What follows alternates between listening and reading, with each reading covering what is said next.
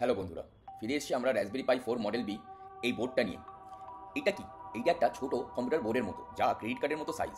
কিন্তু এটা দিয়ে তুমি অনেক কাজ করতে পারো, যেমন বেসিক কম্পিউটার কাজ, প্রোগ্রামিং শেখা, ইলেকট্রনিক্স প্রজেক্ট, সার্ভার বানানো। এটা দিয়ে তুমি টিভি বা মনিটরকে ডিসপ্লে হিসাবে ইউজ করতে পারো। কিবোর্ড মাউস লাগালে সাধারণ কম্পিউটারের মতোও চলে। জেনে নেওয়া যাক এই আরপিআই মডেলের ফিচার্সগুলো কি। এতে আমরা পেয়ে যাচ্ছি একটা কোয়াড কোর প্রসেসর, মানে ফাস্ট সিপিইউ। এই মডেলটি 1 জিবি, 2 জিবি, 4 জিবি এবং 8 জিবি র্যামের অপশানস অ্যাভেলেবেল আছে, কিন্তু মার্কেটে 4 জিবি এবং 8 জিবি র্যামটাই বেশি চলে।